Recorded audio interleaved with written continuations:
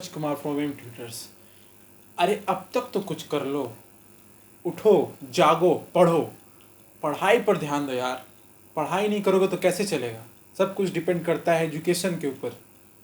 उठो, जागो, पढ़ो, दिन रात जान लगा दो पढ़ाई में। हर एक चीज तुम्हारे पर डिपेंड करती है। एग्जामिनेशन आ रहे हैं, एग्जाम क्रैक करना है, उसका एक जुनून, एक जज्बा होना चाहिए, उसको निकालो। उठो, जागो, पढ़ो। पढ़ाई शुरू करते हैं हम लोग। आज अपना टॉपिक है अल्फ़ा बीटा गामा के ऊपर, जैसे कि हम लोग प्रीवियस वीडियो में डिस्कशन कर चुके थे। फिर से उसी के ऊपर आते हैं। क्या है अल्फ़ा किरणें, जो उनके जो गुण होते हैं, यानी अल्फ़ा रेस की जो प्रॉपर्टी है वो क्या क्या है। पहले तो अल्फ़ा किरणें धनात्मक आवेशित कणों की बनी होती है और इन धनात्मक आवेशित कणों को प्रोटॉन कहते हैं। बस इतना याद रखना पड़ेगा कि ये जो अल्फा रे निकलता, मतलब कि सपोज मान लो यहाँ से ये रेडियो एक्टिव एलिमेंट है और यहाँ से जो रेज निकल रही हैं, ठीक है, ये रेस का जो प्रॉपर्टी मापा गया, बहुत सारी जो रेज यहाँ से निकल रही है हर जगह से, इन रेस का, इन किरणों का जो प्रॉपर्टी मापा गया है, वो प्रॉपर्टी जो जो प्रोटॉन होते हैं पॉजिटिवली चार्ज, उससे मैच करते हैं पूरे तरीके से अल्फा प्रोटीन। पहला तो ये हो गया। फिर उसके बाद इनके ऊपर जो चार्ज होता है, इनका जो आवेश होता है, इन कणों की जो मात्रा होती है वो क्या होती है बोले 4 यूनिट होती है। 4 यूनिट मतलब किसके बराबर होती है? लगभग जो हीलियम आप लोग जानते होंगे, हीलियम जो होती है ना, हीलियम का जो प्रोटॉन की संख्या 2 होती है और उनका जो मास नंबर होता है वो 4 होता है। तो इसी तरीके से अल्फा का भी जो तुम्हारा क्या बोलते हैं, उसका जो मास है वो 4 के बराबर है और उसको हम लोग लिखते हैं 4 AMU, atomic mass unit. 4 AMU atomic mass unit होता है, हीलियम के बराबर होता है अल्फा का वेट। ठीक है, अल्फा का वेट अगर हम करेंगे तो। नेक्स्ट है आवेशित होने के कारण अल्फा किरणें विद्युतीय एवं चुंबकीय क्षेत्र में अपने पथ से विचलित हो जाती हैं। चूंकि इसके ऊपर चार्ज होता है तो डेफिनेटली ये जरूरी नहीं है कि वो सीधे ही ट्रैवल करे।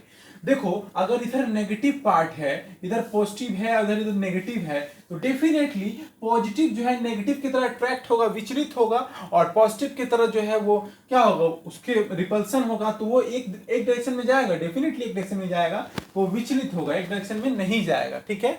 और उसके बाद क्या बोला है कि अल्फा जो रे है उसकी गति प्रकाश की गति की 1/10 और 1 से लेकर के 1/100 के बराबर होती है। मतलब इसका जो लेंथ होता है वो कितना होता है, प्रकाश का जो लेंथ बोल रहे, प्रकाश की जो गति होती है, स्पीड क्या होती है, 3 × 10⁸ मीटर पर सेकेंड।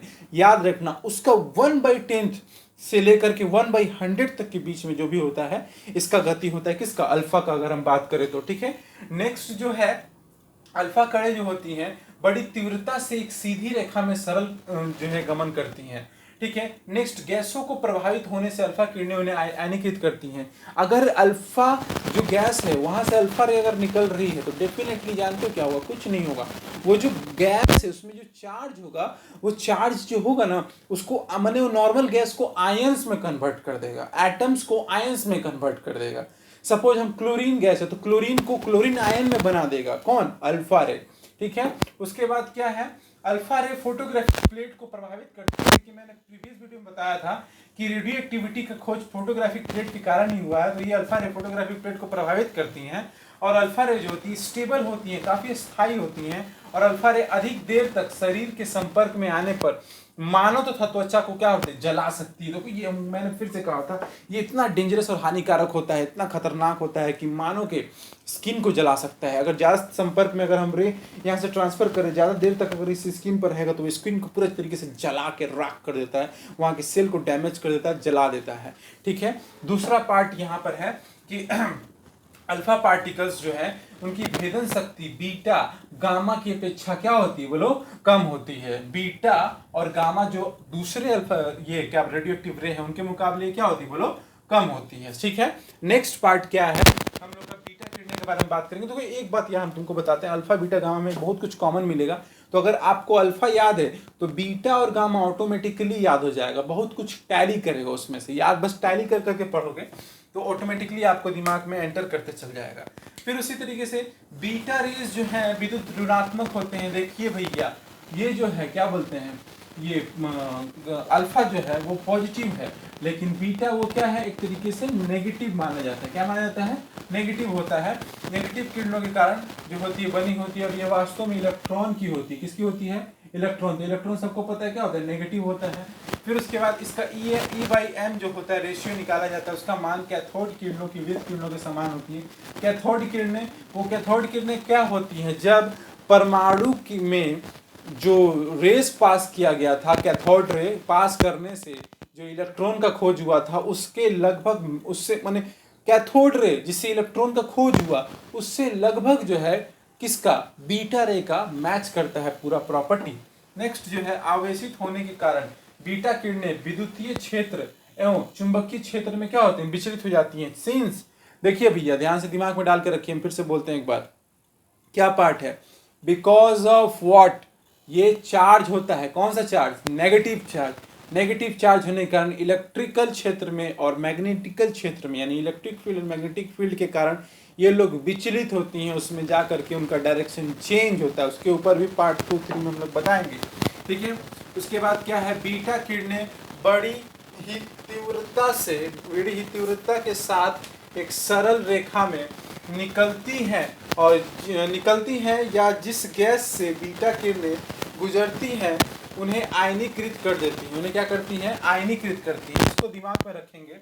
आयनीकृत का मतलब मैंने बता चुका है कि पहले से क्या है कि गैसों को जो है आयंस में बदल देना, प्लस माइनस में बदल देना, इस चीज को ही हम लोग बोलते हैं आयनीकृत करना, ठीक है। नेक्स्ट, बीटा रेस की भेदन शक्ति जो होती है, यानी कि पेनिट्रेशन पावर जो होता है, उसको बोलते हैं भेदन शक्ति।